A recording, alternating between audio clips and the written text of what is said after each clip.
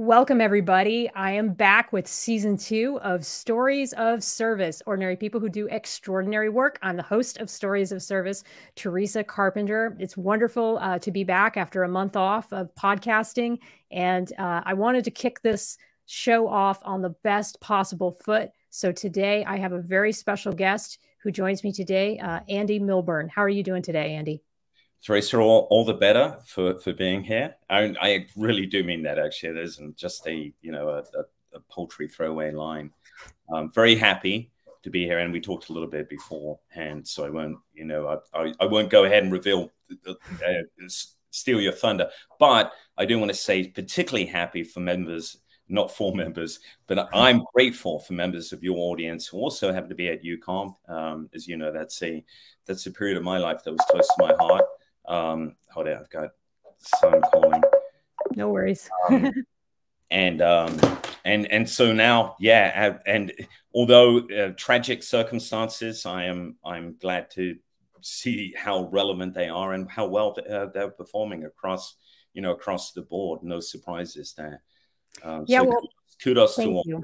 Thank you. I'm actually no longer at UCOM. I've moved on to NATO. I'm at NATO Maritime Command, but I was UCOM PAD when we met. And so it just for all you guys, I'll just very briefly wrap up. I met Andy through a mutual friend, a gentleman, I can't remember his name, but we served together at my last command. And one day we were sitting down for breakfast and he started describing Andy, his background, what he's done. He had served with you. And he said, you've got to get him on your show. And this was before Andy went to Ukraine. It was before all the things happened with Mozart Group. And I got the book that I'll talk about here in the bio in a second. And I just thought, wow, I've never seen somebody write like this about war. And I've never been interested in this subject matter the way that I was interested in it. And it was because of how he was telling the stories and because of how vulnerable and how deep he went into them. Like you always say in a lot of your shows, it wasn't just, I was there,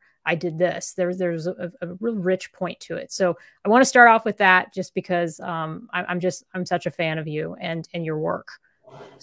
Yeah, thanks. Yeah, thanks much, Teresa. I really appreciate that. I have, by the way, been writing as a Substack, an author on Substack, and I chose to do so simply because it gives you the versatility of getting something published right away. I've had great fortune with the platforms that I previously was getting published by, but there's always that lag time, and there's always kind of the editors tweaking. And so what I wanted to do on the topics that you just mentioned, particularly on the evolution of modern war, what we're seeing in Ukraine, based both on my experiences in the past, coupled with what I saw in Ukraine and what I'm reading now.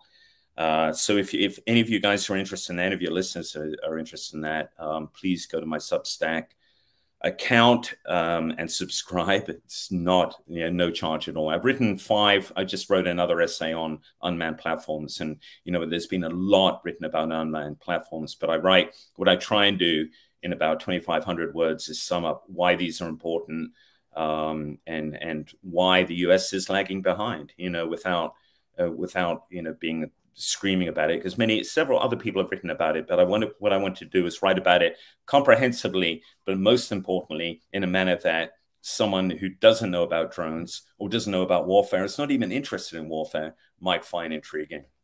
Right. And that was really what drew me to your work. So for those of you who don't know anything about Andy, I'm going to very briefly read his bio, and then we're going to get into some questions about a little bit about his background, and then some questions that I have. And if you guys, as we're going through this conversation, have any questions, please put them up on the chat to the right, and we'll get to them. So one of the reasons why I wanted to have Andy on this show is because I believe that he is someone who is not afraid to say the things about war that others won't say. And he does so in a way that I believe is very fair to both sides of the issue.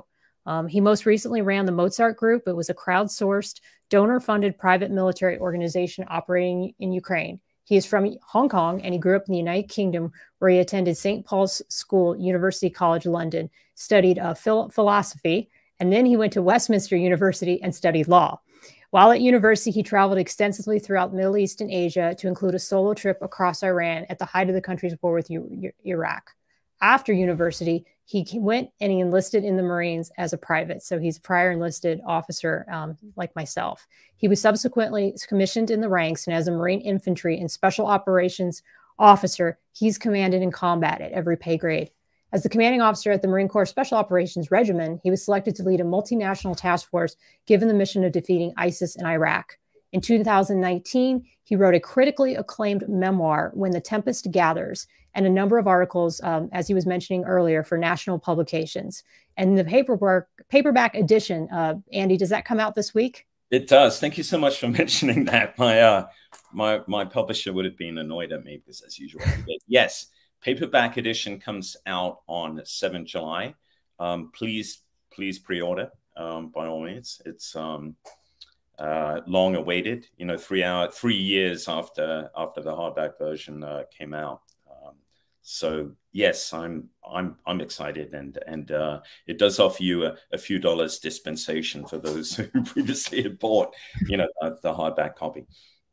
No, I think it's such an amazing book. Like I say, I'm not a person who has who reads war memoirs or is into battles and tactics and things like that usually, but I read a little bit about your background, and it inspired me to, I was curious about the war in Iraq and Afghanistan from a perspective of somebody that served over there. And then the stories were what really gripped me. They're very descriptive.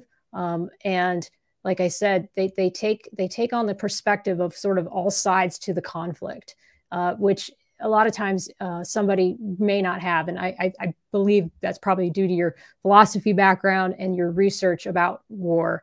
You were able to maybe get a perspective, I think, for this book that I think others don't have. Yeah, I think that's kind of a key point. And I'm not, you know, look, I've failed at many more things I've succeeded at in my life. But one thing that I think that I've got good at, perhaps just from my reading and process of elimination, is that, yes, you have to understand your enemy. You have to understand his motivations. We say that all the time, but look how we kind of put our enemy into pigeonholes because it makes it easier. Do you remember we used to call the insurgents anti-Iraqi forces, you know, which was, it was some Orwellian, you know, name that made us feel better, but it didn't enable us to understand them at all. You know, a lot of them consider themselves Iraqi patriots. I'm just using one example. Sure. When you start to dehumanize your enemy, and I don't even like attaching, you know, terms to the enemy the way we did in Iraq and Afghanistan, even the way that, you know, the Ukrainians are now. It'll happen, of course. But my point is that you start to dehumanize him. First of all, you open yourself to influencing 18-year-olds, all right, into thinking that he's not human. And the next step is fairly obvious. And we all look aghast when our own guys commit war crimes. We don't look at how we've kind of led them to that point and not led them away from it, you know. So there's a responsibility, there's a moral responsibility, but perhaps equally important, more important from a point of view of a tactician or an operational guy or a strategist. You have to understand him. You have to understand him in order to undermine him, in order to defeat him. You've got to understand his motivations. And whether it's recruits to the Islamic State or the Russian infantry soldier or the guys that we fought in Iraq and Afghanistan, before that, long before that, the same thing applies. You've got to be an intelligent, you've got to, this is a thinking man's game. And part of it is understanding the enemy. And Teresa, I'm hearing Richie make loud crunching noises. Stop me. Tell me to evict him. Nope, I don't hear the dog at all. Yes, for those of you that don't know, Andy adopted a dog from Ukraine from his time over there when he went over there. And maybe that's even a good jumping off point. I didn't even read the rest of your bio, but let me read your rest of your bio. Yeah, and then I want to get into a couple questions. You're currently on the adjunct faculty of the Joint Special Operations University. You teach no, I haven't worked with JSOS since coming back. Okay, never mind. I would be delighted to do so, JSOS, if you're interested. I'm persona non grata, I hope. and would love to come back and teach it, Jason. I wouldn't say for free, but certainly would love to.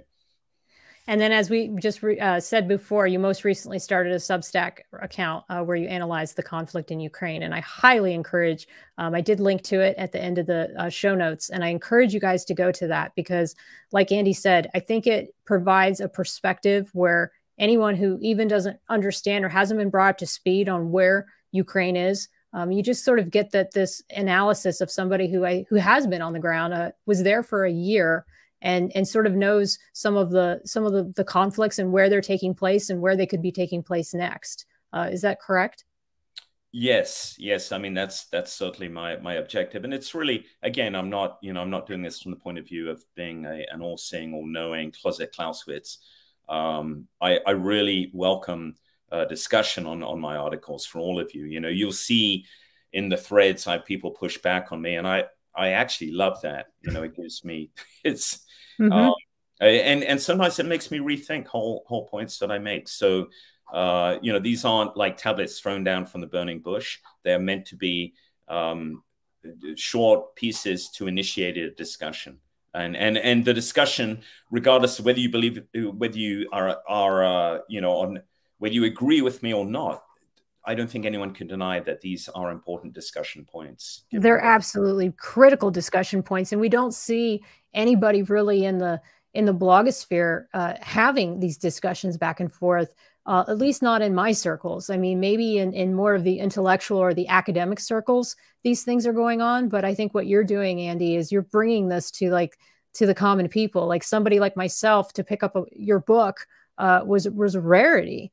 But I think it was because, like I said, you have this way of humanizing the conflicts that are taking place and giving more of the story and the why. And a lot of people don't do that. And so when you're just reading this very sanitized conflict or this battle, you get lost into all the details and it doesn't mean anything to you. So I think that's where I want to sort of start, is what got you on the road to understand sort of how to convey a message in such a succinct way. Oh, that's a tough one. So I think combined degrees of philosophy and law certainly put me on the right track there. And so I wish my parents were listening. They're long gone, but they always thought that I had thrown away my my education. But it did, so both those disciplines train you to understand arguments and present arguments. And surprisingly enough, I have yet to meet another philosophy graduate who became a Marine infantry officer. So if anyone among your listeners did follow that exact path, I would be intrigued. So again, paradoxically, I would argue that actually philosophy is a great degree for a Marine infantry officer, because it does, you don't get lost in the whys and wherefores of am I what I think, blah, blah, blah. But it really does, when you hear an argument, you automatically, you don't just accept it automatically because it sounds authoritative. Now that can get you in trouble in the Marine Corps too. I mean, it's not. Yeah, like how did you ever do that balance? Yeah, never, exactly. But I think it's important to have that balance, especially as a commander. You need to be a thinker, and you need to be brutally honest with yourself. Nothing I'm saying is new. Emotional intelligence sums it all up. What we are learning, yes, emotional intelligence is a new tag, but that self-appraisal, self-assessment without paralysis should be constant and iterative. And when we meet guys who come a cropper, and I've met, unfortunately, plenty of them, some of them are my friends who've been relieved of command, among them all, for instance, all the reliefs that I see every year, a tiny percentage are bad men and women, right? A tiny percentage do things that are just reprehensible from a moral aspect. Most of them they're trying, but they found themselves falling short, or others found them falling short. And I would argue that the common thread there, because I have been interested in this, is that the man or woman who does well, regardless of service that they join, and they all have this power, otherwise they wouldn't have been selected for command. But at some point they stop listening. And it's not just to subordinates. They stop examining themselves, and they start taking this data in, discarding data that they doesn't add to their image of themselves. And that is very dangerous. I'm sure I've done it during my career. I'm absolutely sure I've done it during my career. But we all have. Yeah, you've got to really, on it. Yeah, all this, all this stuff about connecting with yourself isn't hippie bullshit. It is really true. You need to connect with yourself before you can lead others. And you don't do it overnight. It's a constant work. So did you grow up in a family where people were constantly questioning each other and having like deep dialogues? I did. So that's why I asked. No, my father, God bless him, and I had a terrific father, but he was a Second World War veteran.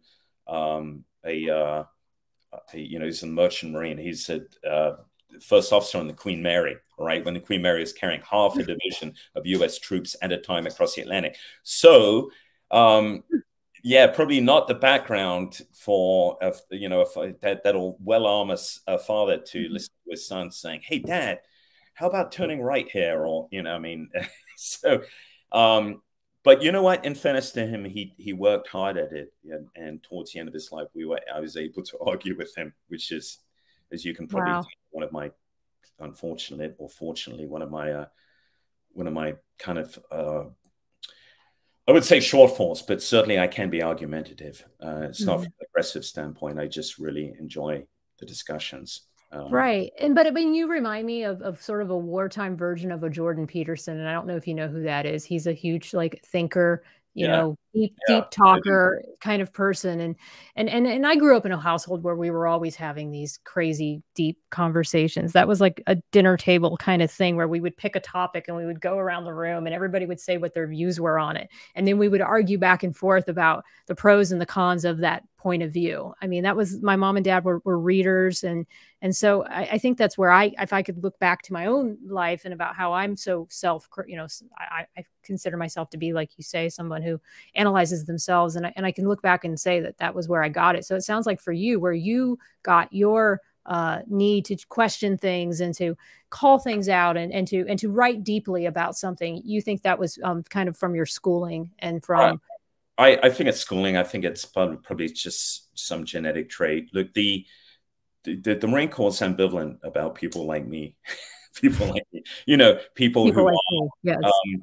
And one thing I love about the Marine Corps, look, I mean, I can talk, all of us who are Marines can talk honestly about things that we're not particularly happy with. The Marine Corps does less well, perhaps, than other services. But I love the fact that I was allowed to be different. Now, there was always the understanding you can be as different as you want, but you better deliver and you better not be wrong, right? I understand completely.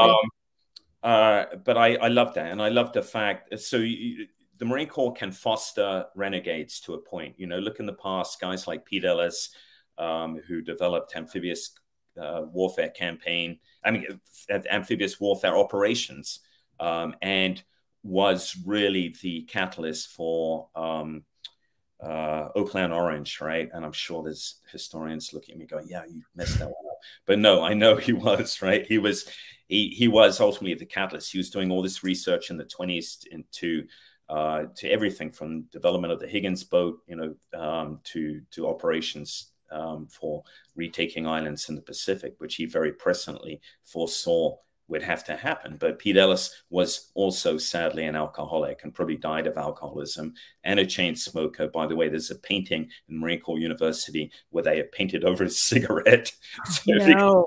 Yeah, because unless really susceptible Marine Corps majors would see that and take up smoking as a point of emulation. But anyway, so the point is that people came out of the woodwork regularly to defend Ellis, and because they realized that he was onto something. I'm not sure that would have happened in another service, and that tradition does continue in the Marine Corps. I found enough mentors, enough people who were willing to step out just when I was really pissing people off to say, "Hey, let's give this guy another chance. All right, he may be cack-handed." But there may be something there. We think there's let's give him enough rope to hang himself. Well, I would argue that people like yourself will take risks that others won't. And it can be a blessing and it can be a curse. And I think that we need every kind of person in the military. Like, we need those people that can think outside the box and be a little creative and find a way to get the job done, no matter what, and find ways to solve problems. I think that's also what makes probably stood you apart, even as you commanded in combat, is that you were able to think of different ways to get things done or accomplish the mission that maybe others hadn't thought of, because you're able to kind of see things from, like I was saying, even in your books, you see things from different points of view. So I think that's a really interesting point. On the point of view of risk, I've always thought, you know, we'd use terms like risk averse or risk acceptance. I think it's all about understanding risk. We make decisions about risk without understanding the context. I'm not saying you need to know everything. No, I hate that too. You know, you're not going to get all the answers, but you need to understand the context. You need to understand, obviously, you know, the in order to, but what's the repercussions of you not acting? That is often not taken into account when we talk about risk. Understanding fully all the mitigation measures, but most importantly, ensuring that your subordinates and the next one, the next person in your chain of command, senior to you, understanding that those people also have a shared view of the mission and the risk. What I mean by that is that they understand totally why the mission is important. We do a good job of instilling in people that, right, in order to. But the other part is really understanding that risk. Now, what we do is we resort to slides, right? Let's do an ORM. And we'll talk about risk. We don't really talk about risk. We need to talk about risk in the context of the importance of the mission, mitigation, and across the board. Too often, seniors will think, okay, my subordinate doesn't understand the risk, and too often they're right because they haven't explained it, they haven't discussed it. All right. I think if that discussion takes place, all this other stuff becomes extraneous, because it's very rare that two individuals given much the same background, much the same training, sitting down and talking so they see things in the same way, mission and risk, are going to have a disagreement. And yet we fire people for all the time for not. We're slinging data instead of a narrative also. Yeah. Like that's one of the things that has really bothered me throughout the years is, like you said, these 50-page PowerPoint slides and then just endless meetings at the headquarters level, instead of just doing the job and explaining, like you said, why the job is important, what the risks are going to be, and then getting everybody bought in to accomplish the mission. We don't spend any time on that. Instead, we spend time, like I say, slinging data. I throw data at your boss throws data at me. We collect all this data. We spit it out onto a slide. We talk about it some more. Then we come up with more meetings. Then we create a battle rhythm and it's just this constant. You're right. And then instead, all we need is enough data to add context. We given that open discussion, not a PowerPoint slide, but an open discussion with your subordinates and with your seniors about that. So I'll give you an example, all right? Because I learned this late in the game. Some of it was doing intuitively, to be honest with you. And if you've read my book, you've seen a couple of instances in Fallujah where I'm battling to put risk in context, and not always doing a good job. But I understood the problem. All right. And then later, when I was a colonel, I had a team leader, a SEAL, but it's neither here nor there, except that this terminology might be common in the SEAL community. Said, "Hey, sir, is this a no-fail mission?" And I'd never heard that in the Marine Corps. I'm like, the first inclination was, of course it's a no-fail mission. What, why would I give it to you? What other kind of mission is there? Just a fail mission. But I thought about it, and I thought what he was really asking is, what level of risk do you want me to take? What level of risk to me and my men is acceptable? Is this mission so important that I'm pausing a minute because I want to be very specific. So when we say high risk, all right, what does it mean? High risk means there's better than even chance, right? High risk to the men means there's better, or to the force, I should say, means that there's better than even chance that someone is going to be hurt or killed. That's what it means, right? That's what it means to me. That's objectively, I had a conversation with a a 3-star admiral once, and bounced it off. And he said, yeah, that sounds about right. Better than even chance someone's going to be hurt or killed. So that gives you context, right? So now you got to look at what's he in order to, and everyone needs to understand that. And it's okay if everyone understands that, but you can't. But if you execute and you lose someone, and then someone turns around and says, "WTF, Milburn?" Right. You have to talk about that. You don't have to do with a lot of data on this and that. But it is one of those things where I think with people today too, who don't have your experience in combat, I think that people, especially now that there isn't a major war that the U.S. is committing troops to, there is this tendency not to even understand how close to war we could actually be. And that's where I sort of want to transition to what you decided to do once you retired. And that was, and I believe you were teaching at the time, and you were writing for Task and Purpose.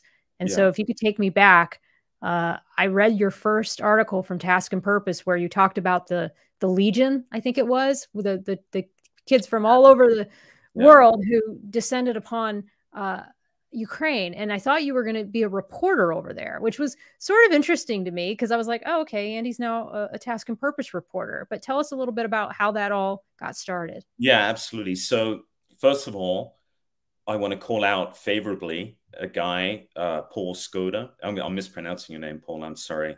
Who worked for Task and Purpose. I feel, you will. I focus very much on people that I think I have wronged. There's a ton of stories coming out of, the Mozart Group. We were wronged very badly by a handful of individuals, and we can talk about that. But I am most interested because it's something I can change in how I've wronged other people. So I wronged Paul, basically.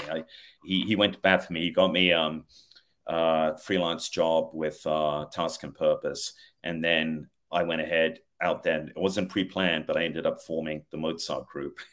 Right. And then wondering, why Paul was upset at me, and instead of, because he'd staked he'd gone out on the limb. Anyway, did you just see this big need? Yeah, like this big need to do Mozart while you were. Yeah. I mean, it wasn't. So here's how it happened. I mean, I was in Kiev. This was early to mid March. The Russians were literally surrounding the city. I mean, they were investing the city on 3 sides, and it was a battleground. I mean, it was the city was gearing up for a huge urban slaughter. Fighting was already taking place in the northern suburbs, and day in, day out, you could hear not the rumble but the crash of Russian artillery slamming into the city. So it felt claustrophobic. It felt like nothing I had seen before in my experience of warfare. It was quite a frightening place. And what the Ukrainians were doing, their professional army at the outset of a war obviously was involved in the fighting. They didn't have people to spare to defend Kiev, and they didn't have units to spare. And so what they were doing was literally raising battalions of territorial volunteers and training them in a day or two, and then they would go to the northern suburbs in their own cars, by the way, to fight the Russians. Insane. And so I was asked by a pre-war friend in the military to help them out, and at first, I mean, it's a drop in the bucket stuff, right, Teresa? I mean, who am I? I'm one guy. I could get together a team at the time, about 4 or 5 other guys, because it's weird how former Marines gravitate to a certain environment. By the way, but we didn't say we just needed Marines. It just happened to be 5 Marines ended up in Kiev at the same time. So we started training them with focusing on high-end stuff, sniper training, and things that we thought we could make a difference, call for fire. But then we realized that the real training that they needed badly was just basic infantry training.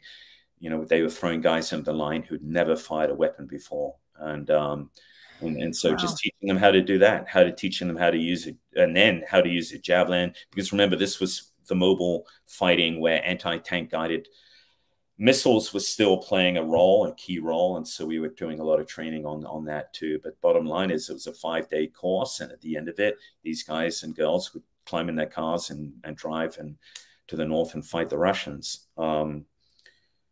And the front was getting nearer all the time. You know, I mean, it made no sense at one point to say you were near the front or not. Everyone was near the front. But that gave us a sense of purpose. It also was I'm pausing because I think the only way to describe it was it was a kind of a horrific prospect when you think about it. I tried to imagine American kids, American towns, grabbing all these people who are 18 through 50s. You know, they'd been IT workers, they worked in stores, they never thought they'd join the military, and now they're literally they're facing their homes being invaded, and they've chosen to fight. And their risk calculus, since we're talking about risk, was far out of reach of anything that we are familiar with. I'm using collective we, but you know, you're fighting with your family behind you. It's your thoughts about your own welfare, your own safety are quite different than if you're fighting a counterinsurgency on the other side of the world. Right, they're fighting for their home. Yeah. So that gave impetus to it all. Again, we knew we were just a drop in the bucket, but for those people we touched, whose lives we touched, both training them then and then subsequently, I mean, we were there for a year training, and we got it down to a science. You know, we trained thousands and thousands of Ukrainian soldiers, all the way up until just before the Mozart Group, you know, fell. We were training guys in Donbass. So we made a difference. Every single one of those guys who we issued a Mozart patch to will tell you, and I've run into them, you know, we all ran into them afterwards, that they are eternally grateful for that. And that means a lot to us. And I'm not even counting all the civilians, you know, hundreds, maybe thousands of civilians that I mean, my guys rescued from worst areas of Bakhmut. It's an amazing story, Andy. I mean, how many people do we know who would say, okay, I'm going to go back into the battlefield after my military retirement. I originally am going there to just tell the story and write for an article, write for a military outlet, but now I see a bigger need, and I can use my skills in infantry and those of my teammates to step up and make a difference. And you know, you and your team ought to be very proud of that year there, no matter how it washed up or all the stupid stuff with that tweet guy. I don't even remember his name, Max something or other, all those other things that happened afterwards. Who cares? I mean, that's a year of your life that, yeah, but you know, I made some serious mistakes too, Teresa. I mean, and I'm happy to talk about them. Not moral mistakes, but I made errors of judgment. I made some critical character assessment mistakes.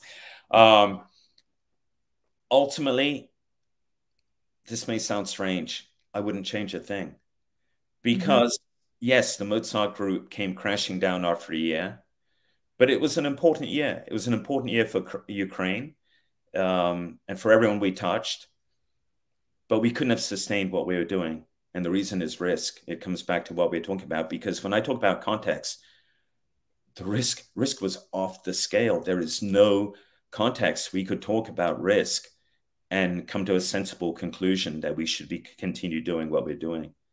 What were your biggest takeaways, lessons wise? Like, what were the biggest things that you think you would do differently, or that you think like you could have done better? And you, like you said, not moral issues, but because you went from running a military organization to running a startup, startup corporation. And I mean, that's a whole different beast that needed fundraising and all these other things. So what would you have done different? Well, I should have had a good chief financial officer. I mean, we were hobbled from the start by having a guy who was a chief financial officer who turned out to be a crook, you know, and we can go back and forth on what a crook means, but he broke the law. He broke the law of Ukraine. He broke international law. And he betrayed our trust. So, but it was my responsibility, because he was my partner and we needed him to begin with. But and it took a while to offload him, not because we didn't want to offload him, just he was firmly embedded in that organization. He controlled all of the money. That was a mistake on my part, you know, but I wasn't, again, it sounds like I'm trying to give excuses, but hey, I didn't think it was going to be a business. I didn't think, honestly, in March, Teresa, I was concerned about survival. I wanted to help these guys, but I was also realizing, at what point do I pull the plug and we get the F out of here before the Russians get us? And I was asking myself that question all the way through in Donbass, when we knew we were being actively targeted by the Russians. In Donbass, when our vehicles were being hit by shrapnel, one was disabled by a mine. I'm seeing guys doing the same work as us, other organizations being killed or worse, disappearing and ending up in Russian custody, dead. I mean, there were all kinds of indications, red flags. But on the other side, there were people who depended on us. So it was a constant. It's so different stepping from the U.S. military that will put you in risk. Yes, certainly, but there's such a hierarchical organization there to provide everything you need to mitigate that risk. No, there was no mitigation. We would have to evacuate our own casualties. Who was going to say yes or no on the mission? Yeah, it was me, but every single mission could have ended in everyone being killed. In fact, probability-wise, every mission, someone was likely to be killed. That's not an exaggeration. You look at the Ukrainian, their own risk assessment for traveling what became known as the highway of life from Bakhmut. They wouldn't put guys on those convoys more than, they knew how dangerous that was. Life in the trenches was less risky for a Ukrainian soldier than traveling that road, and the Ukrainians knew it, and so they would rotate people. I couldn't rotate people. That road was our life. I mean, literally, it was what we did. It was the only way out of Bakhmut for the people that we were helping. So I'm sorry, long way of, there's a lot of. I should have treated it like a business, Teresa, but I'm not a businessman.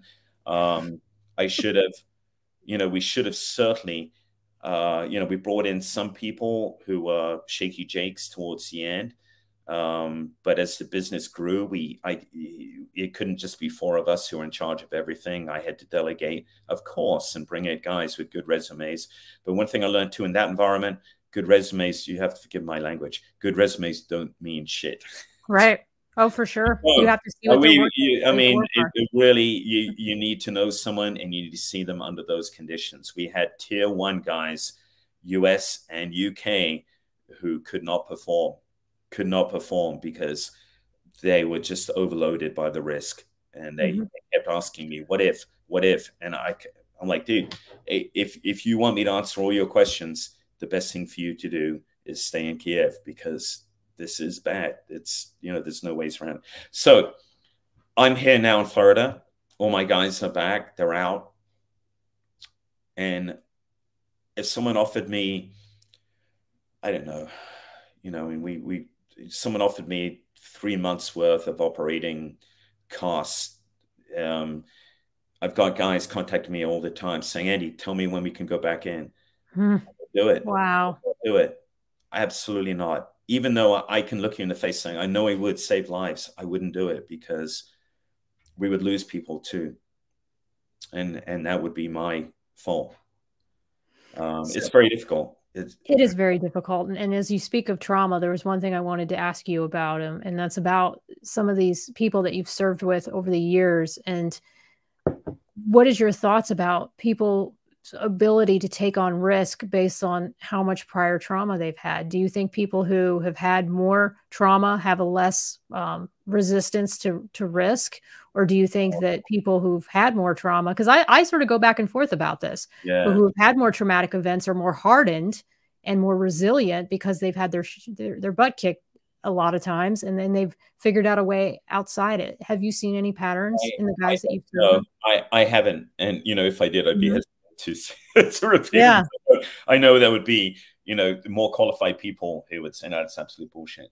No, absolutely, I haven't. So I'll give you an example. I mean, two of the strongest guys I had on the evacuation team, one had never heard a shot fired in anger. He's an Irish combat medic, but he had never been in combat before. but he was extraordinarily brave. And one of the other guys was a British S.O.S guy who had been in combat multiple times, you know, and they were both equally good, equally brave. In between those two, there were dozens of people, both, you know, without combat experience and with combat experience, who really struggled. You know, they might want to do it once or twice, but they wanted to go back to training because it was scary. I mean, I felt compelled to do that mission whenever my guys were doing it, but I couldn't keep pace. I couldn't do it every day because I was needed elsewhere. But it took up most of my effort. I knew the training was going to go well regardless. I had really solid guys there, and Marines and soldiers, they love training. They gravitate towards that.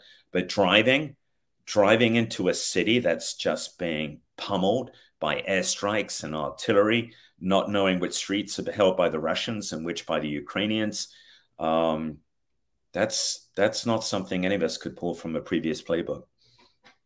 That's true. I mean, that's something that unless you've been in unless you've been in an urban warfare environment, and that is something too that I think is going to be tough as we move forward geopolitically in the U.S. military, is that we've got now a young people who have never seen combat. They've never served in a combat era. And so how do we train them to be ready for the next fight? Yeah.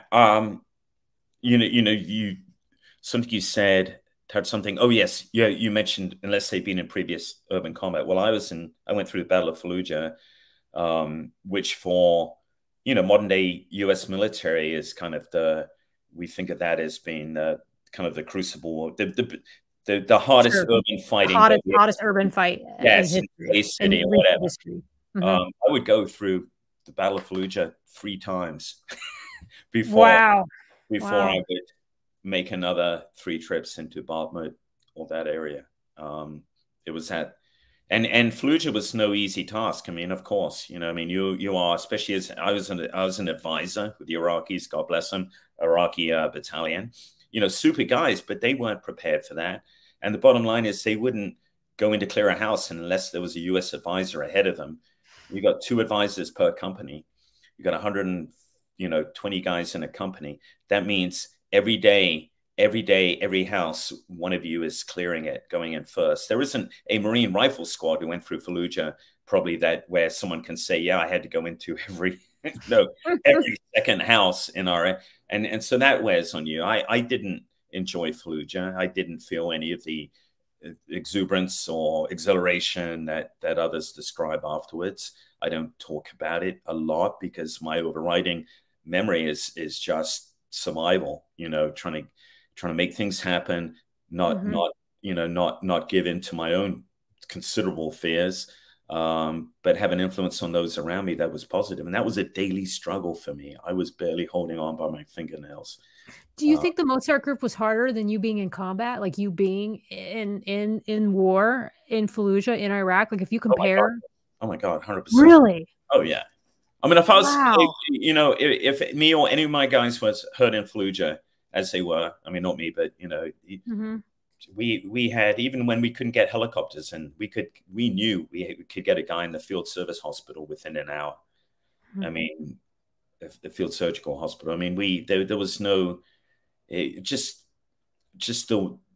yes, when it came down to it, you entering a building, you're on very equal terms with the adversary. In fact, they have an edge on you because you were moving, you're not, and your skyline against the door, and the NVGs that we got issued, night vision goggles back in the Marine Corps then. Some of you may remember, but it was like wandering around underwater with goggles on, like thick, murky waters. They didn't help going into these buildings. So yes, at point of impact, very frightening. It's, you know, man against man, if you like, and you had the disadvantage. But wider picture, you know, you had all this weight of fire support, you had all this weight of just support, period, logistics. Yeah, you had the apparatus of the military. Not for a second in Ukraine, and you didn't have the intelligence either. I mean, the Ukrainians themselves, because it's hard in an urban environment. Think of all the sensors we had focused on Fallujah in the months preceding the assault.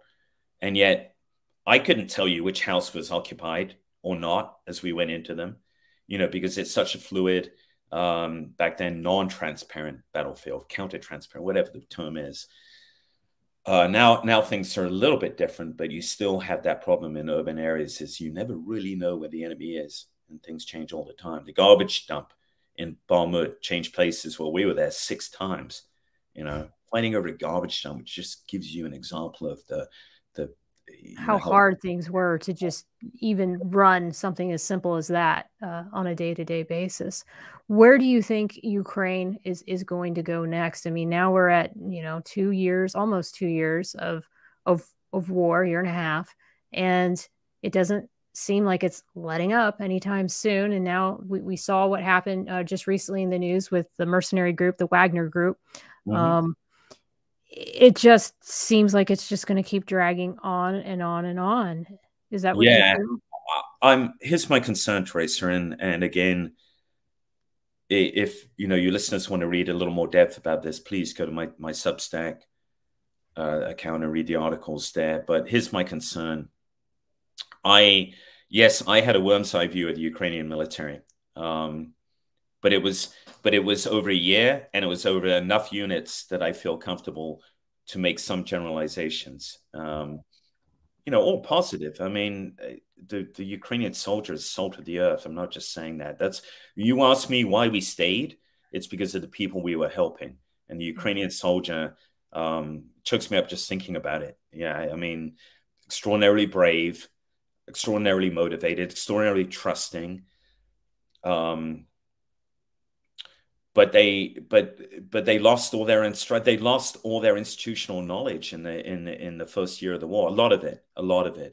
As far as training, as far as how to what we call regeneration capacity. Okay, the ability to take a recruit, arm him, quick him, get him ready for combat. They've lost that because all their instructors ran to the sound of the guns, and sadly, a lot of them became casualties. Casualty rates on the Ukrainian side, while they're not at Russian level, we do a lot of talking about the Russians, but and anyone of your listeners knows, we have very little knowledge about Ukrainian casualties, except we know they are high. They vary between Zelensky's comment last year of, between 50 and 100 dead a day, to a New York Times estimate of 200 a day. Neither of those are sustainable for long periods of time. Can you imagine the height of the Vietnam War, the Tet Offensive? All right. Remember when Walter Cronkite said essentially we've lost this war, words to that effect. We lost 200 Americans in a week, okay, out of an army in the field. Again, your historians are going to butcher me, but almost 500,000 dudes. We lose 200 guys in 1 week, and it was a turning point for us. Ukraine, that's a light week. That's a really light week. And they don't have that size of the army, and they don't have the resources in the tank. So my concern is this, all right? If they had had a breakthrough, we would have heard of it. The Russians are they're cack-handed at many things, war fighting, but they're good at some things. They're very good at bringing artillery down in huge amounts, roughly in the right places where they want it to be. I've seen counter battery fire come in within 4 minutes. Accurate counter battery fire. I never saw that in the Marine warfighting exercise in 29 Palms. They're good at that. They're good at defensive positions. They're good at electronic attack. All these things are combined in the defense. On a transparent battlefield, as it is, and I know we're tired of hearing this, but with all the observations saturated with that battlefield is saturated with sensors on both sides. How do you move an assault force into position and attack without people knowing? Right. You just need to read the Russian blogosphere. All right. A Leopard tank gets knocked out and everyone knows. All right? I mean, so the Ukrainians have an immense challenge on their hands. They have done very well by creating ambiguity and speculation. They've done very well by integrating, whether planned or not, this weird, the UW type stuff. Army guys love saying UW, but it's not the resistance type stuff happening in Russia. But they're facing a task that is truly hard for us to understand. And I can tell you on the information warfare side, you know, we at NATO talk a lot about their ability to communicate quickly.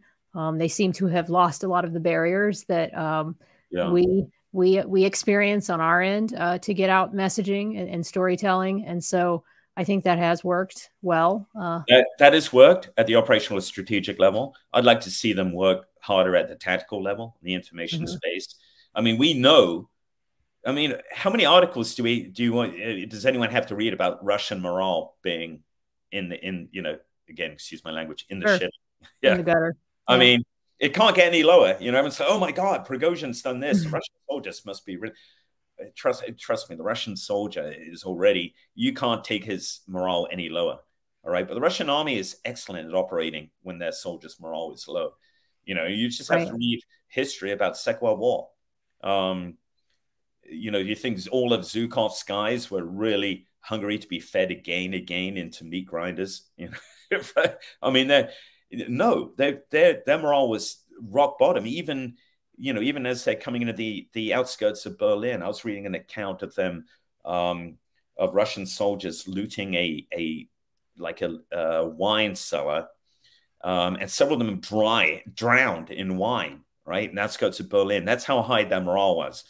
But they fought.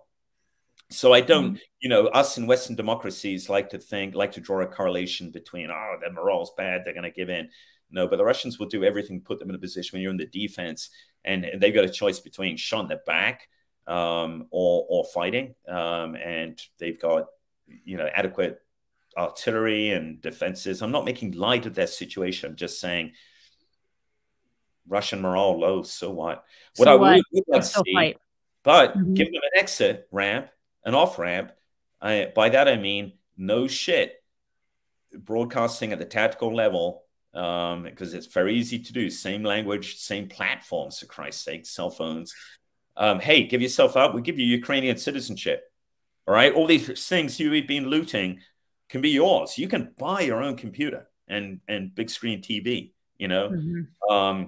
You've seen, you know, I mean, they've had glimpses of Ukrainian lifestyle, right? That they know that they didn't have back in Russia. So build on that, build on the fear, build on the knowledge they're going to be killed. Didn't see any of that at the tactical level. When I asked questions, just the apparatus wasn't in place to do things like that.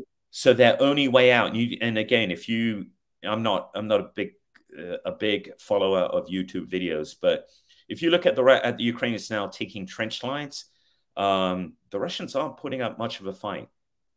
You know, I just think that there could be an extra step beforehand to get them to come out of those trenches and surrender. Part of the obstacle to that may be this extraordinary but understandable hatred that the Ukrainians have for the Russians. The fact that they speak the same language as it does in many civil wars seems, if anything, to exacerbate that hatred. Right. It's definitely going to be interesting to see how this plays out. I mean, I think the world is just kind of watching and doesn't I think the biggest thing that people want to know is if this will bleed over, and if they think that Russia will, if they think that Russia would really attack a NATO country. And I personally just don't see it happening. But no, I'm not concerned about that.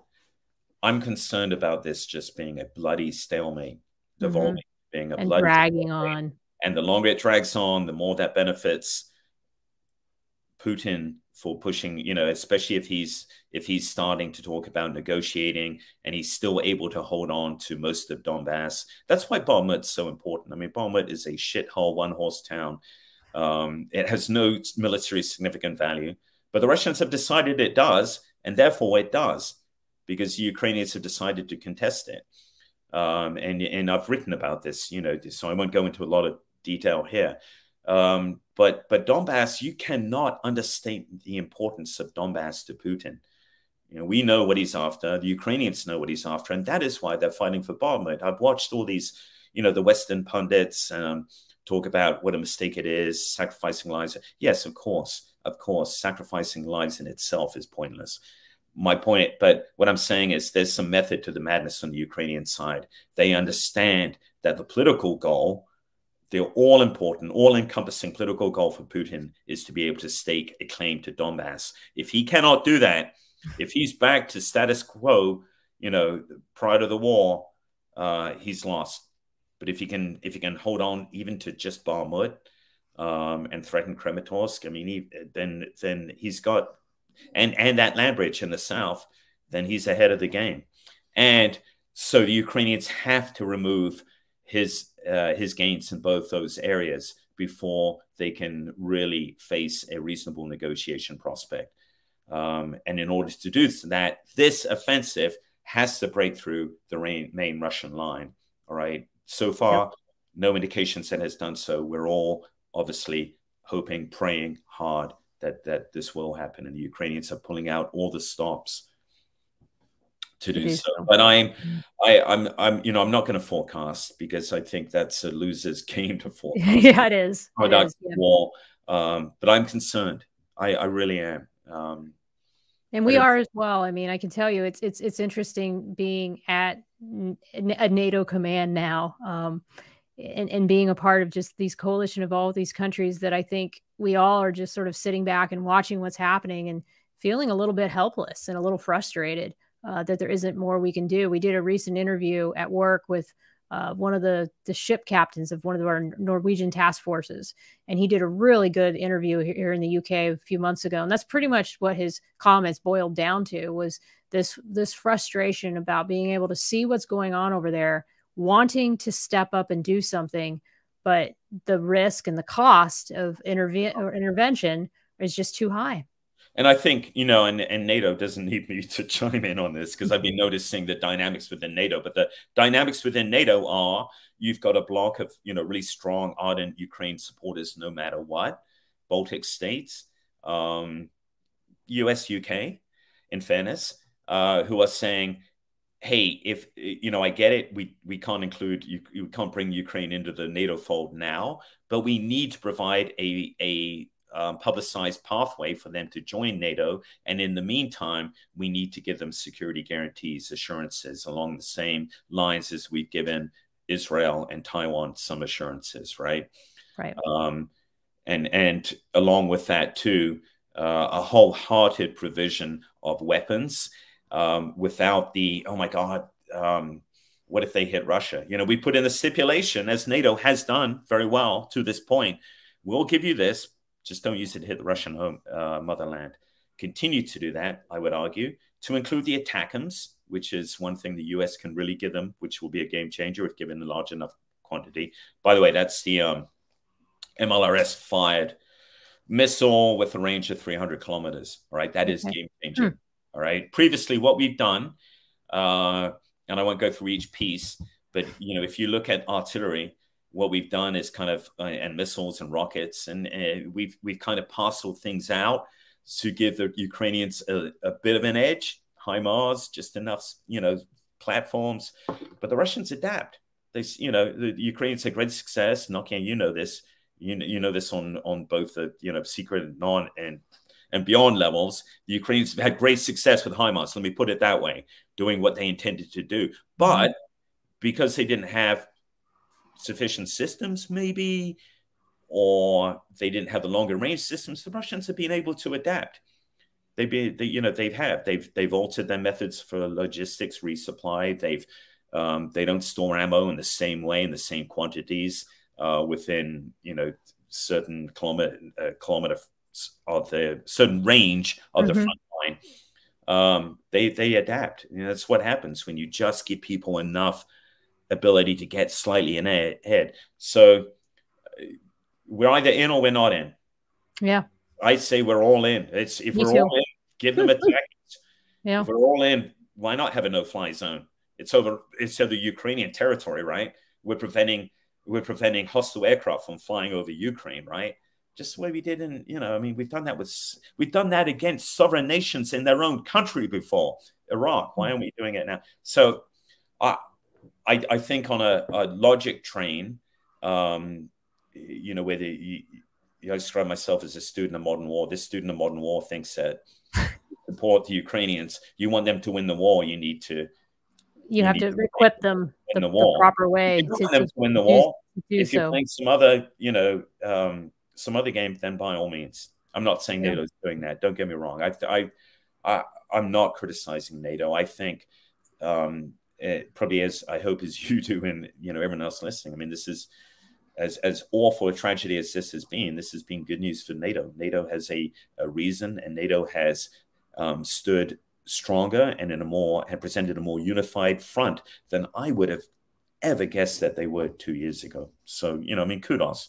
And it's an honor for me to be there. I mean, of course, everybody knows this is my podcast in my personal off-duty capacity, but on my professional capacity, I do work for NATO, and I'm honored. I mean, I'm 100% behind this mission. I'm honored to be on the staff that I get to be on, and it really has definitely raised my awareness of these kinds of issues. And like you said, it really has brought our nations together. When I go and do an exercise, there's just a sense of purpose and a sense of, I don't know, cohesion with the alliance that I'm not sure from what I had heard wasn't necessarily as strong as it is today. So I'm sorry, I didn't mean to interrupt you, Teresa. No, go ahead. No, I'm fascinated too. So, I said that there are the staunch members of the supporters of Ukraine. And then, I mean, it used to be Germany and France who are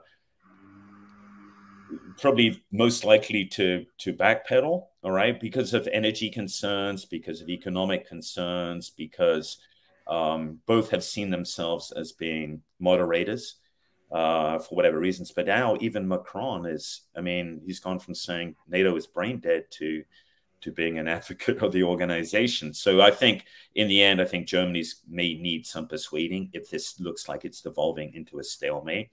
But I would hope too that NATO is planning for that prospect, that it may devolve into a stalemate, and planning on a military solution to enable Ukraine to break out of that stalemate, along with all the other political guarantees that will send a message to Putin that, hey, whether or not he's a member of NATO now, Zelensky's kind of our boy. We've got our eye on him, right? And we'll be there for him. Well, I will tell you, Ukraine, yeah. Yeah, I will tell you, this is definitely going to be something that I know people like yourself are going to be closely watching. People like myself are going to be closely following your content about it.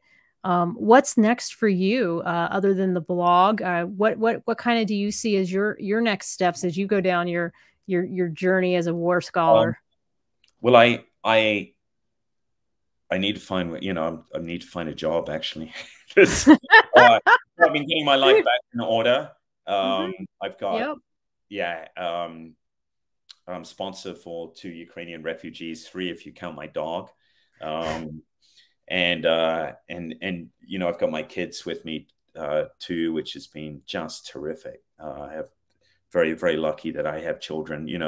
I left them for a year essentially, and I think of all the times I've been away from their lives previously, and perhaps because of that, they've turned out into just awesome human beings. So I'm learning from them too, and just delighted to be around them. But yes, I am looking for work. So yeah, NATO. If you want, bring me on. Well, we do have a NATO website that does have job postings. I can share that with you after the call. I don't know if that's just for the UK. And I don't know if you want a life in Northwood. The question really is who will take me.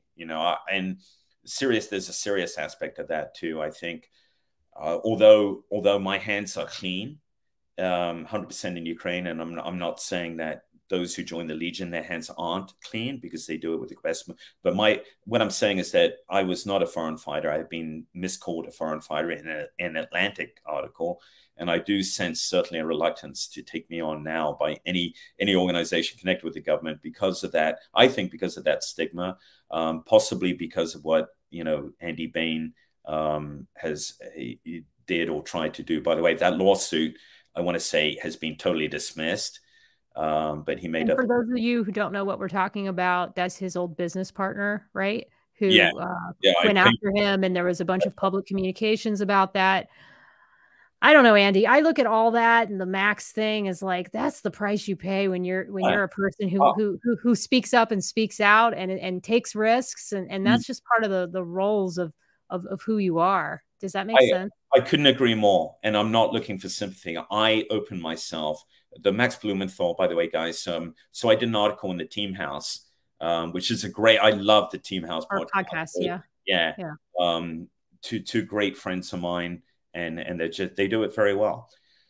But talking about mistakes I make, okay. So what I probably hadn't registered was that I was now a public figure. I know that sounds conceited, but I was. And you know, Mozart. So previously, it was okay. It was cool to roll in on this podcast. Everyone drinks with whiskey in the words in the words of the New York Times. It's a living room setting in which soft veterans get together and drink hard liquor. So yeah, so I arrived. I flew in from Poland that day, and I meet up with Jack and Dave, and we're drinking hard liquor for this interview. I probably would have said the same things, frankly, but doing it over alcohol was a big mistake because it makes it look, I mean, of course, all of us were not the best for. So Max Blumenthal. So what I did very, very quickly is Dave and Jack, who are the hosts, were playing devil's advocate, as any good podcast host does, and says, well, what about the Ukrainian side? Surely, you've seen atrocities on the Ukrainian side, blah, blah, blah. I did not. Well, let me backtrack. Yeah. Okay. So rather than getting into, I saw atrocities or didn't, I talk about, look, I'm sure they happen. They happen in every war. Of course they do. U.S. Marines have committed atrocities. U.S. Marines who I've known personally, who I think the world have done horrible things in combat.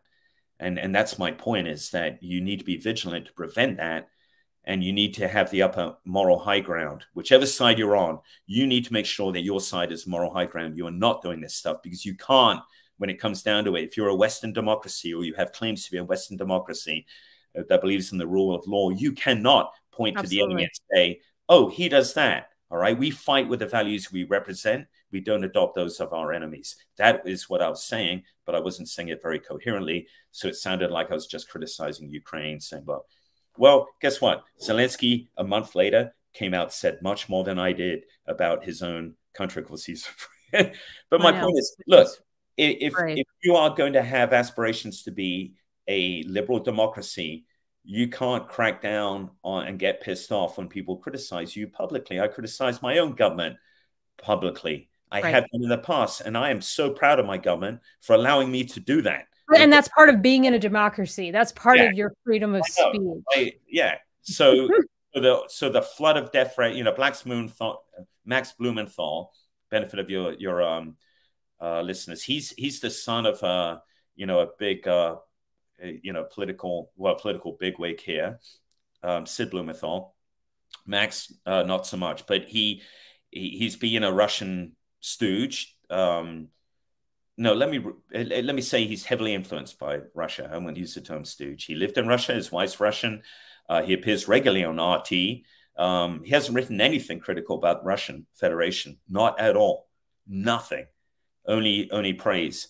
So right there, before Max Blumenthal meets Andy Milburn, I would suggest that he has a credibility problem. Never mind me. So he took that segment, slowed it down. He probably didn't need to. My voice was slurring anyway. I drank too much again. Big mistake. But he slowed it down even more. So I'm looking like I'm really done. And he cut certain amounts. So I'm like, yeah, there's fucked up people, in Ukrainian government, blah, blah. And made it look as though it was an attack. So 2 million views, mostly within the Russian Federation. Death threats aplenty. Oh my goodness. Death threats from all over the world. All right. Except for one place, Ukraine. Interesting, right? Well, and it showed you that they could see through the spin. The only death threats I got from Ukrainians weren't in Ukraine. They were from guys who were very safe somewhere else. But anyway, so Blumenthal subsequently appeared again on Russian television because I'm new to this space. When I start saying, hey, this is bullshit, he appears again and says, 2 million views. Of course it was true. There were 2 million views. So you see this, he's built up a captive audience, of course, who want to believe it. And then he throws back at me, it must be true because 2 million people wanted to view it, which is a specious argument. Anyway, but I'm not complaining about Max Blumenthal. I don't spend a moment even thinking about that dude because I opened the door. You know, he's a Russian weapon, just like the Grad missiles that almost killed me one time in Barmud, or the Su-25 that blew off our tires. You know, I mean, he's just another Russian weapon. I feel these things too are meant to happen, though. They're like tiny little lessons in your life journey to go, oh shit, I'm a public figure now. Yeah, I've got to watch what I say and how I say things. Smoothie this time. Like you noticed as soon as we started talking about NATO, it was very strategic how I inserted, oh, this is in my unofficial capacity off duty. And I'm also very careful not to really say any of my opinions, even personally, about NATO, just because that's where I work. And so but again, I learned all that stuff the hard way too, Andy. I had people complain about me. I've had people write my chain of command. I had a pet store owner basically lambast me as a lieutenant for holding a sign that says "Stop Puppy Mills" in front of his store. It never called his store out or anything. Yeah, totally within my rights. But at the same time, it taught me a lot about, if I hadn't had that happen, I wouldn't be maybe as careful as I am today. And so I'm saying that I think that it's not good that happened, but I think those are really good lessons. The only time I think about him is to thank him and another guy, Peter Maas, M-A-A-S, editor of The Intercept, who wrote probably the least well-researched, fact-free hit piece on me for The Intercept. And Peter Maas and I have some history. It began pretty positively, and I'm heading this way not to attack Peter Maas, but to let you know, listen, I understand he's a watchdog of democracy who represents that. Perhaps not The Intercept, perhaps that's a bit of a stretch, but nevertheless, he's a necessary evil. And I brought it on myself. He wrote about, not about me, but I figure in one of his articles back in New York in 2010 about the fall of Baghdad. It's positive. He's saying one or two majors who planned the invasion of Baghdad.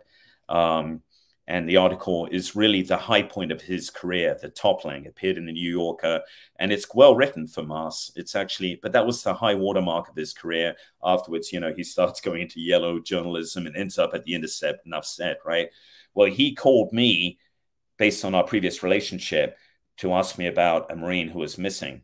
And I'd been asked also by a 4-star general in the States who knew his family to look for the same guy. So we were very familiar with this guy. We were looking everywhere in Barmut, but we were coming to the conclusion he was dead. People were telling us, what Maas wanted was dirt on him. He had found that this guy had a bad kind, who had an other than honorable discharge, and wanted to know what that meant in Marine Corps terms, so he could write an article about it before this guy's parents had even been notified of his death.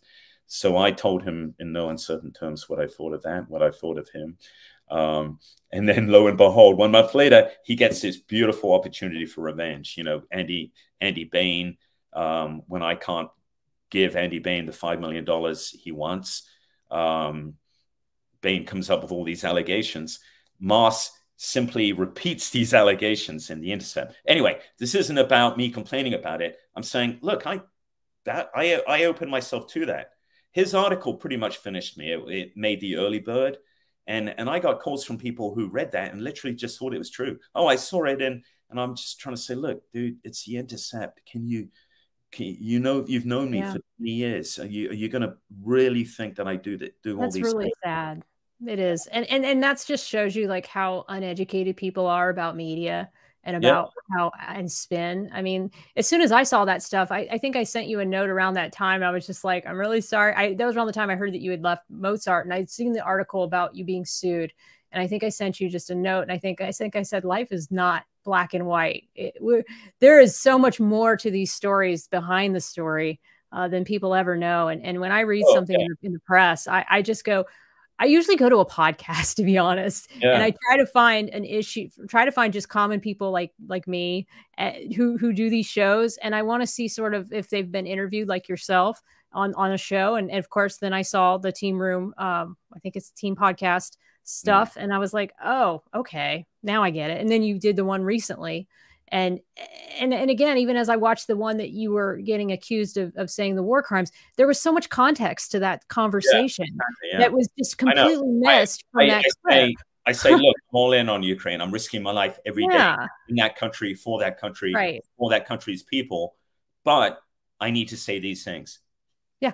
And that just shows you it is a beautiful lesson in media spin and disinformation, and just, you could even take your story and even use it as a case study. And that's more, I think, what it is than anything else. Actually, but that's great. You know what? That's given me a thought, Teresa. Maybe that's my role for getting a job back, getting back in the government's good graces. Is, hey, I can tell you what Russian disinformation, what active measures really mean. You know, and they do. You could really do a piece on this. You could do a case study or a piece just on this situation and what happened to you, and just sort of how they took a podcast and they took a tiny part of this podcast where you were saying things that were true and that later on their own president confirmed was true.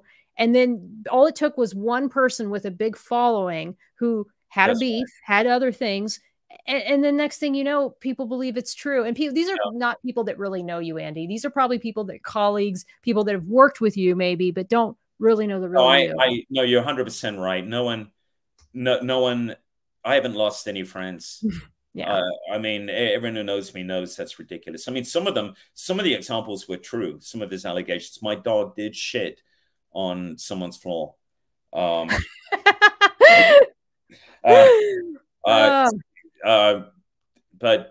for the most part, anyway, again, I don't even regret that. There's nothing. And I do ask your listeners too, if you're at all interested, listen to the latest Team House podcast, because I thought, aside from, to kind of telling the truth about the active measures piece, I thought it was a really good discussion. As is ours now. And it's about different topics, really, than our discussion now. The cool thing about doing these podcasts is, I think, we don't, because your questions were great. No one's paid me to say that, but your questions were great, but they were slanted differently than the Team House questions. So it isn't just, oh, Andy Milburn show continues. It is a really good, you've elicited a really good discussion separate from that. Thank you, Andy. Well, it's funny. I kept looking to see if there's been any women who have interviewed you, because I felt like, as I was listening to all the interviews, that a lot of it was just kind of bro discussions, if you know what I mean. And I was kind of like, gosh, does anybody have some of the things that I want to know about, like trauma or about the information environment, because I'm a PAO. So I think every podcast interviewer brings their own, the things that they're interested in. That's what's so wonderful about this craft, is that you can bring in the things that you love and then bring that out in the stories of others. So I appreciate the time you've given me. Do you mind, you just talked about trauma, mental health. Do you mind if I talk very quickly about No. I mean, I'm on your schedule, and you said you wanted about an hour, but I can go over. So for the benefit of those who don't know me, and actually a lot of people do know me and don't know, what some things that I've been through. Aside from combat and anyone, General Nella, Commandant of the Marine Corps, words it very well. I remember him telling me one time, look, no one goes through combat and remains unchanged. If you are unchanged, then something was wrong with you before, because I was kind of trying to, he was a division commander then, I was a battalion commander. And he made a comment, if you know General Nella, I love the guy. But he can appear quite harsh at times. And I was sidestepping questions about how I was doing personally. And he came back with a really good answer that I've used since then. No one goes through combat and remains unchanged. And how you deal with those changes is up to you. But the other piece says, I lost my daughter to a traffic. She's knocked down by a truck riding her bicycle. It happened a few months before deploying to Iraq for my final deployment as commander of the siege of S.O.S. I lost my sister to suicide. Still something I find really difficult to talk about. I was going through a very painful divorce at the same time. plus COVID. So I was in a very, very bad space. I'm not saying, I'm not telling you, oh, I was about to end my life. No, because through it all, my kids, my responsibility towards my kids was very important. And so I couldn't, there was never a point where I thought about ending my life. But I was I can tell you, I just can't imagine being in a darker space. That's the only way I can. I've never been reduced to the point where I'm just going through the functions of living, and right.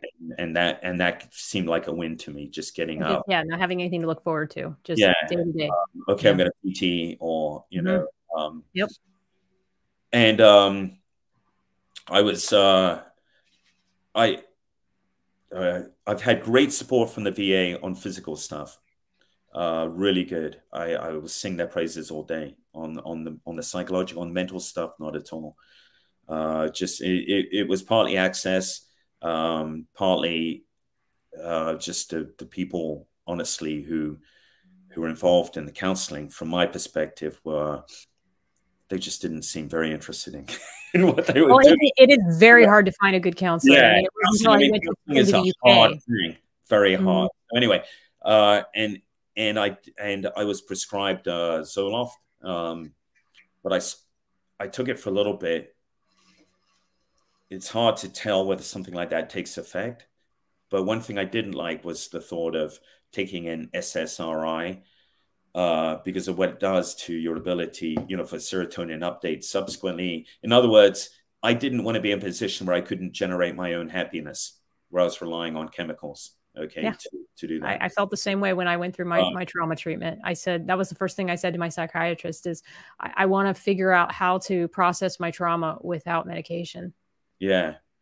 Because now, yeah, exactly. And alcohol is a very negative way to do that too. It is. And I actually, I don't drink now, but it's not, there was never kind of an opening to, oh my goodness, you're drinking way too much. It was just, I stopped liking the way what alcohol was doing to me. I didn't even like being relaxed. I didn't like numbing my brain. But my point, anyway, getting back to SSRI. So yes, Richie, I'm going to come to an end soon.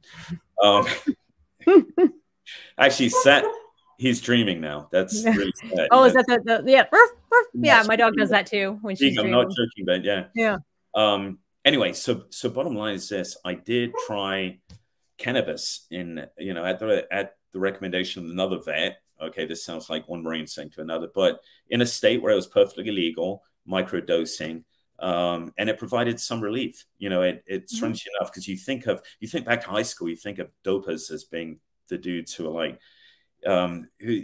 who's the guy Sean Penn plays in? Oh yeah, from Fast Times at Ridgemont High. I forget his name, Spinelli or something. Yeah, Spinelli. That's who I think of, right? Right. But actually, small microdoses helped me really just focus on what I was doing, help elevate my mood. It's not a magic. I'm not espousing cannabis here. I'm just saying it helped. I can only say what helped me for a period of time. I made that comment on the podcast, right? Team Hat, and I'm making it again here because it helped me, right? In a city, in a place where that has seen at least 2 colonels take their lives, one right outside the VA, okay? Here's a 3rd colonel saying, I'm not doing that, but this helped me, all right? Right. Very un-colonel-like. I got a call from a company that I had worked for consulting. There's government contracts, basically calling me, saying my security clearance was at risk, blah, blah, blah. I had to write statements, and I wasn't going to lie in those statements. I said, yeah, I did. Like I said, I still don't know where my security clearance stands on that. It makes me think all the times that we tell people, hey, security clearance won't cover, get help. Bullshit. Bullshit. And so we talk. Oh, I agree. It wasn't until I was safe from retirement. Veteran suicide is a big problem. We need to solve it. And yet, this one company, which is a big company, major contract with the Marine Corps and several other DoD organizations, could in comfort cut me loose because I'd said that. But what's funny, Andy, is at the same time, I hear from people like my friend Karen Holliday, who was basically put on the same kind of drug that Jordan Peterson was on. I forget what it's called, benzos, who was put on benzos on a deployment and ended up with an abnormally high dose. Again, I don't know the whole story. Don't know the investigation. I would like to have her on my show at some point. But the point being is that I don't think that it's consistent. I think that there are people who can seem to deploy and be on medications and be fine. And then there are other people like yourself who get some sort of question or something. And so it's not consistent. Don't get me wrong. I am not undercutting medications at all. I'm just telling you that everyone's going to make their own decisions based on how they feel, what they, and that's what I did. I read in SSRIs, you'll read a lot of positive things, how effective they are. That one part just concerned me. That's all. I could be 100% wrong. But I found something else that did help, I'm sure temporarily, but that's all I needed it for. And I don't think we should cut away or threaten people who do that. I would agree. I would absolutely agree with you. And I think it's illegal too, by the way, I believe. I think the issue is the federal side is that I believe marijuana is still illegal on the federal side. I know, but let's put this in context. Am I beating my wife? Am I? Oh, I know. Am I? I'm not arguing that. Meanwhile, on Discord, right. Yeah. So I'm not arguing with you on that point, Andy. And I think that as we mature as a military, I believe we will have no choice but to be much more accepting and much more embracing of people's mental health. That's one of the reasons I'm posting now about my journey with EMDR and all the things that's bringing up. It's an amazing treatment for me. It's working really well to help me reframe and sort of see some of my past experiences and trauma in a different light and a different perspective. Yeah. And I think people need to do that, because when you get that opportunity to share your story, even with a counselor, get it out and then talk about it and start to see different sides to it. That's kind of what EMDR does. It puts you in this very relaxed state where you're almost feeling like you're hypnotized. You got to be with the right person and be very trusting about it, but it makes you just process things. And I've never experienced anything like it. And so I would hate to think that me doing this and getting all these diagnoses would one day prevent me from, if I wanted to keep on going in the military, prevent me from going to another hard shit kicker job. I mean, to me, it just goes against the whole purposes of getting the treatment. Because all we're trying to do, we're not looking for a cure. We're looking for, you worded it very well, something that allows us to reframe, gives us a different perspective, an interrupter to our previous chain of thoughts or our mode of thinking. Absolutely. Because I go down these rabbit holes of where I interpreted things that happened in the past, and then I can hold on to that resentment. And then to talk to somebody who is able to bring out in me other ways of seeing this and going, wait a minute, and kind of questioning how I might have experienced these things, and then giving the things that were bad their due credit and being validated for that. It's something that's just an amazing experience. 100%, Teresa. I couldn't agree with you more. Well, this has been such a pleasure, Andy. We went way over the hour time frame. I think we're at an hour 36 right now, but I have thoroughly enjoyed this conversation. Please remind my audience once again where they can find you. Yeah, cool. I'm on LinkedIn. I think if you just Google my name, you'll find me on LinkedIn. I'm at Twitter at Andy Milburn 8, Andy Milburn 8, all one word. And I am on Substack. It's A Milburn, but I'll send you the link, Teresa, if you wouldn't mind getting that out, because I may have that wrong. So please do, please do follow me. Also, Instagram. I publish. This isn't desperation. No, I put articles up there or links on Insta too. Plus some really cool photos of my dog. Well, that's even better. I occasionally try to get on Instagram. I get on there, but I don't get on there enough because it's such a visual medium and it's so hard to feed. But it is definitely good to have a few places where people can find you. So thank you so much. I will meet you backstage. Anything else you want to add before you get off? Yeah. So the last thing is I have talked to audiences of midshipmen, of officers, all services, just observations that are made in Ukraine. I don't make, comments about support or anything, at high level. It's just really about war fighting, future war fighting, but also some of the things that we've talked about. I do so without charging, of course, unless there's travel involved, in which case I just ask to be compensated for that. And I'm delighted to do so. So if you are a military leader at any level, looking for, I hate to use the term PME, but a source of a PME, I would be delighted to do that. I love doing that. I love talking to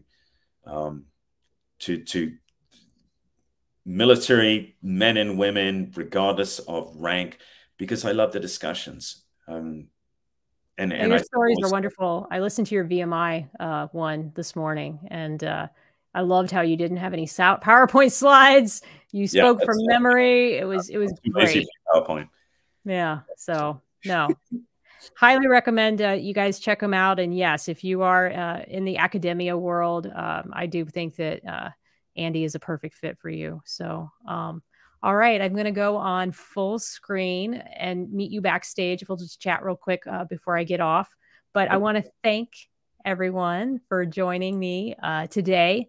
And I will be back with you guys, not next week, but I believe the week after. I've got a twofer. I've got Scott Mann. He has that play called Last Man Out. You might have heard of him. And I've got Captain Crozier, the Theodore Roosevelt commanding officer. So I have them both the same week. I believe it's in mid-July. So awesome. Hope to, yeah. Oh, I know, Andy. I cannot wait to have them on. They, both of them are just such amazing professionals. So great way to kick off season 2. And I hope you guys have an amazing rest of your evening. And I will talk to you all later. Bye now. Thanks very much, everyone. Thank you, Teresa. Appreciate it.